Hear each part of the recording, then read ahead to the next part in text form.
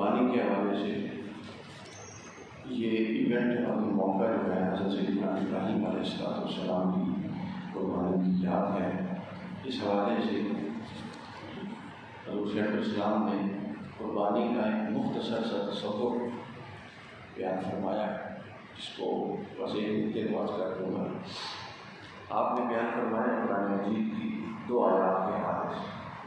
پہلی آیت میں اللہ تعالیٰ نے فرمایا، مشہور باتیں ہیں آپ لوگوں نے سنی ہوئی ہیں، اس کے اندر سے دنیا پہلو زُيِّنَ لِلنَّاسِ حُبُّ الشَّهَوَاتِ مِنَ النِّسَاءِ وَالْبَنِينَ، پوری آیت کہ اللہ تعالیٰ نے کچھ چیزوں کی محبت انسان کی فطرت اور انسان کی خمیر میں داخل کر دی۔ کچھ چیزوں کی محبت اللہ نے انسان کی فطرت اور انسان کے خمیر میں داخل کر دی، جس میں سے بتا دی عورتیں ہیں، اولاد ہے، مال ہے اور کچھ چیزیں۔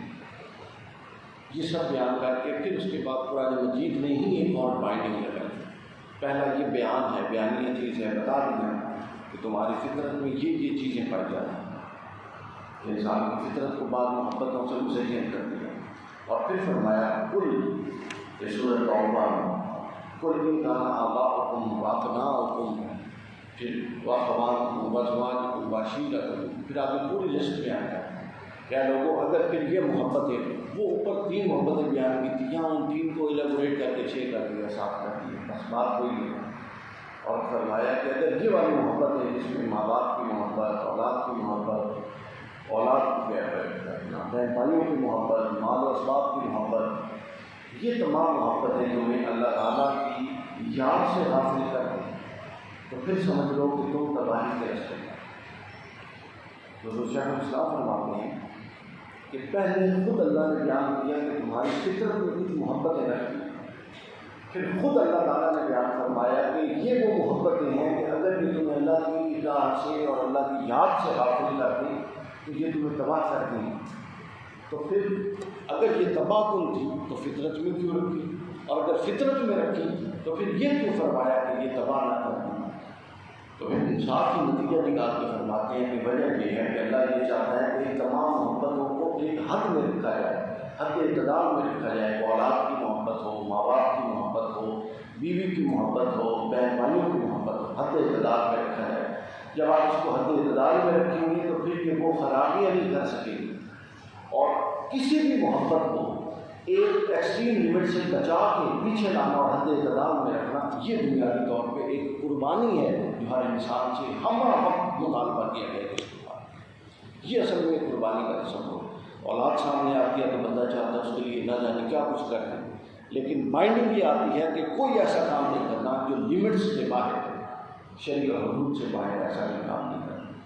انسان کی نفس کے اندر ایسی ناجائز خواہشات بعض اوقات اٹھتی ہیں جو حدودوں کی حدود سے بھرا ہوتی ہیں، وہاں قربانی یہ ہے کہ ان کو پھر واپس جائز حدود کے اندر لایا جائے اور جو حدود سے باہر ہیں ان کو کٹ آف کر دیا جائے۔ پھر اسی طرح ماں باپ کی محبت ہے، ہر ایک چیز کے اندر، ہر عبادت، پورا کا پورا دین ایک قربانی کے سمجھیں غلاف میں لپٹا ہوا اللہ نے ہمیں دیا ہے۔ کوئی اب اٹھتے ہیں فجر کی نماز کے لیے جو لوگ اٹھے، ایک دفعہ بستر چھوڑنا پڑا کہ قربانی کی صورت کی وضو کرنا پڑا۔ سردیوں میں اور نوعیتیں ہوتی ہیں، گرمیوں میں اور۔ زکوٰۃ کیا ہے؟ مال آپ کے پاس پڑا ہے، اسی میں سے ایک حصہ آپ نے خود قربان کر دینا ہے، زکوٰۃ ہو جاتی ہے۔ حج کیا ہے؟ گھر بار چھوڑنا، بچوں کی محبت کو تھوڑی دیر کے لیے گھر کے آرام کو قربان کرنا۔ روزہ سب کچھ آپ کے سامنے پڑا ہے، قربان کرنا اور تھوڑے وقت کے لیے اس کو سیکریفائس کرنا۔ تو یہ پورا کا پورا جو دین کا خلاصہ ہے اس کے اندر یہ ہے کہ جب تک کچھ سیکریفائس نہیں کرتے، قربان نہیں کرتے، آپ کچھ حاصل نہیں کر سکتے۔ ایم کام کے دنوں کی بات ہے ڈاکٹر صاحب، میں ایم کام کے ایک آرٹیکل لکھ رہا تھا، اس وقت تک عثمانی صاحب سے کچھ خط و کتابت ہوئی، فون تو موبائل اس وقت نہیں ہوتے، تو میں نے ان سے یہ کہا، ان کا ایک آرٹیکل چھپا جس پر پھر میں نے ان کو خط لکھا، اس میں انہوں نے ایک بات لکھی تھی کہ، اور وہ پھر ان کا آرٹیکل اور وہ جواب دے کے میں ڈاکٹر حسین صاحب کے پاس ہے، انہوں نے پھر بڑی اچھی بات کی۔ موضوع یہ تھا کہ اسلامی معیشت کو اپنا، پاکستان کی معیشت کو ٹرسٹ بیس اس کو اسلامائز کیسے کیا جائے۔ انہوں نے جو تقی عثمانی صاحب نے کیا تھا، انہوں نے تمام بینک کے انسینٹیو جو بینک کے پرکس ہوتے ہیں ان کو مینٹین رکھا ہوا تھا اور کچھ ٹرمز وغیرہ چینج کی تھی اس طرح کے معاملات۔ جب میں ڈاکٹر حسین صاحب کے پاس آیا تو انہوں نے یہ فرمایا کہ وی ہیو ٹو سیکریفائز، کچھ نہ کچھ آپ کو قربان کرنا ہے۔ آپ ایک سودی معیشت سے اسلامائز کر رہے ہیں، اور آپ کہیں کہ آپ کو ایک ذرا بھی سیکریفائس نہ کرنا پڑے اور اسلامائز ہو جائے، یہ کیسے ہو سکتا ہے؟ انہوں نے کہا یہ تصور کے خلاف ہے کہ آپ کچھ حصہ سیکریفائس ہی نہ کریں اور اس کے اندر سے اتنا بڑا ٹائٹل کہ اللہ رسول سے اعلان جنگ وہ ہٹ جائے اور اتنا بڑا ٹائٹل لگ جائے کہ اسلامی نظام معیشت، تو یہ ہو نہیں سکتا۔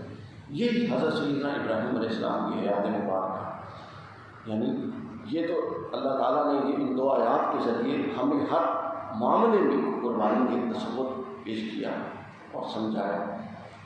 جب یہ تصور ہم لے کر جاتے ہیں تو یہ یاد خاص طور پہ سیدنا ابراہیم علیہ السلام کی، تو حضرت ابراہیم علیہ السلام کا پھر قربانی کا ایکسٹریم لیول تھا، اور جس نوعیت کی آزمائشوں سے اللہ تعالیٰ نے سیدنا ابراہیم علیہ السلام کو گزارا وہ انہیں کا خاصہ ہے۔ تین ہی انسان کو بڑی چیزیں بڑی پیاری ہوتی ہیں، سب سے پہلے اپنی جان، پھر اپنے بیوی بچے، پھر اور بیوی کے ساتھ پھر اپنے بچے اور اولاد۔ حضرت ابراہیم علیہ السلام کو 2 دفعہ اولاد کی آزمائش سے، 1 دفعہ گھر والوں بیوی کی آزمائش سے، اور 1 دفعہ خود اپنی جان کی آزمائش سے۔ کئی بڑے چھوٹے معاملات کو چھوڑ کر کے بڑے ان معاملات سے گزارا گیا۔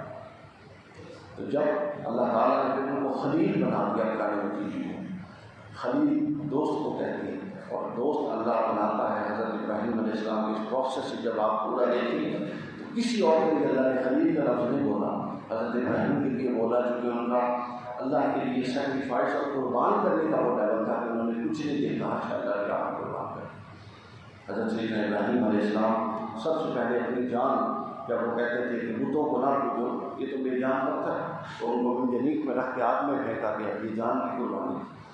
پھر اللہ تعالیٰ نے وحی نازل کر کہ میرا منشا ہے کہ میں مکہ کی بیاب و گیا آبادی کو آباد کرنا چاہتا ہوں۔ ابراہیم ہاجرہ کو لے، حضرت ہاجرہ اور حضرت اسماعیل علیہ السلام ہم بالکل چھوٹے تھے، چند ماہ یا چند سالوں کے تھے مفسرین، ان کو لے اور وہاں پر چھوڑ گیا جہاں پر اللہ کا حکم، براق پر سوار ہوئے، اور ہر مقام پر ابراہیم علیہ السلام پوچھتے تھے کہ ابراہیم یہیں پہ حکم ہے جہاں پانی آتا تھا، چونکہ اس دور میں پڑاؤ وہاں کرتے تھے جہاں پانی ہوتا۔ حضرت ابراہیم فرماتے تھے کہ نہیں ابراہیم یہاں پہ حکم ہے۔ بالآخر ایک ایسی جگہ پر ابراہیم علیہ السلام نے براق کو روک دیا کہ جہاں پر نہ کوئی گھر تھا، نہ پانی تھا، خشک تھا سب کچھ، اور چھوٹی چھوٹی پہاڑیاں تھیں، تو بتایا کہ یہاں کا ہوگا۔ حضرت حاجرہ فرماتا عرض کرتی تھی ابراہیم ہمیں یہاں پہ کس کے آسرے پہ چھوڑ کے جا رہے ہیں؟ سیدنا ابراہیم خاموش تھے۔ آپ اندازہ کریں اتنا جلیل القدر بندہ، ایک اکیلی عورت، معصوم بچہ، اور بچہ بھی اتنا پیارا بچہ وہ کہ اولاد ہی نہیں تھی۔ حضرت ابراہیم کی جو پہلی بیوی تھی ان سے اولاد ہی نہیں تھی حضرت سارہ سے۔ حضرت حاجرہ حضرت سارہ کی خادمہ تھی، انہوں نے آزاد کر دیا، حضرت ابراہیم نے نکاح کیا اور ان سے اولاد ہو گئی، اور حکم ہوا کہ اب ان کو چھوڑ دیں۔ حضرت ابراہیم نے کہا کہ اللہ کے حکم ہے کہ یہاں پہ رہنا، تو انہوں نے کہا اللہ کا حکم ہے تو وہ ہمیں ضائع نہیں کرے گا، ابراہیم تم جاؤ اللہ کا کام۔ بس پھر پیاس تھی اور بھوک تھی اور پیاس تھی، اور پھر وہ پیاس کی تلاش میں، پانی کی تلاش میں حضرت سیدنا حاجرہ جب دوڑی سیدہ حاجرہ، تو اللہ تعالیٰ نے پھر ان کے وہ صفا اور مروہ 2 پہاڑیوں میں ان کا وہ دوڑنا بھی مقبول کر دیا، جو آج تک رکھ دیا گیا مناسک حج کے اندر۔ اور ابراہیم علیہ السلام کے ایریا نگر کے وہاں سے آپ زمزم بھی نکل آیا، جس کو آج تک باقی رکھ دیا گیا، چونکہ ان کی قربانیاں یہ تھیں کہ وہ ڈیزرو کرتے تھے کہ ان کی یہ چیزیں اس کے اندر رکھ دی جائیں قربانی۔ اللہ تعالیٰ نے ان کی یاد کو ہمیشہ کے لیے سب کر دیا۔ یہ دوسری آزمائش، اور پھر تیسری آزمائش سب سے بڑی، جس کی نسبت سے ہم یہ قربانیاں کرتے ہیں، اور حضور صلی اللہ علیہ وسلم نے اس کو جاری فرمایا۔ بہت سارے احکام ایسے جو پچھلی انبیاء کی شریعت میں تھی، حضور نے تصحیح کر کے اس کو آگے امت میں جاری کر دیا، اس لیے اس کو سنت ابراہیمی بھی کہتے ہیں، یہ سنت محمدی بھی ہے، اور حکم خدا بندی بھی۔ اور وہ یہ تھا کہ 3 دن خواب ہے، بالآخر حضرت ابراہیم سے مشورہ کیا قرآن میں اللہ تعالیٰ کے حکم سے، تو فرمایا، انہوں نے عرض کی کہ آپ اللہ کا حکم پورا کیجیے، مجھے انشاءاللہ صابروں میں سے، صبر کرنے والوں میں سے پائیں۔ تو مفسرین نے بڑا اہم نقطہ لکھا ہے قربانی کے حوالے سے۔ وہ کہتے ہیں ابراہیم علیہ السلام کا اسماعیل کو لے کر نکلنا اصل میں قربانی نہیں تھا، بلکہ ابراہیم علیہ السلام کا اسماعیل علیہ السلام کو لٹا کر اور اپنی آنکھوں پر پٹی باندھ کے، ان کی نہیں تاکہ مجھے رحم نہ آ جائے بیٹا، تو جو چھری چلائی، اور چھری کے چلنے کی کسی جاندار کے جلد پر جو چھری چلتی ہے اور اس سے جو آواز اور وہ رمق اٹھتی ہے، وہ اصل میں ابراہیم کی قربانی تھی، کیونکہ ابراہیم کو نہیں پتہ تھا کہ پٹی کھولیں گے تو نیچے دمبا یا جانور ہوگا، ان کے خیال میں تو اسماعیل تھا۔ تو اس حد تک قربانی، اور اس حد تک اللہ کے لیے سب کچھ سیکریفائس کر۔ اللہ تعالیٰ نے پھر ان کو مقامات دی۔ تو یہ عید کا جو ہے دن ہے، یہ ہمیں یہ بھی پیغام دیتا ہے کہ ہم ہر وہ کام، صرف یہ جانور کی قربانی مقصود نہیں، بلکہ ہر وہ کام، ہر وہ خواہش، ہر وہ جذبہ جو اللہ تعالیٰ کی مرضی کے خلاف ہے اور ہماری شخصیات کا حصہ ہے، ہمارے خیالات کا حصہ ہے، ہمارے رجحانات کا حصہ ہے، اس کو قربان کریں۔ اللہ تعالیٰ ہم سب کا حامی ناصر ہو، آپ سب لوگوں کی قربانی کو قبول فرمائے اور ہماری نیتوں میں اخلاص پیدا فرمائے اور امت مسلمہ کو بہت کی توفیق عطا فرمائے۔ السلام علیکم۔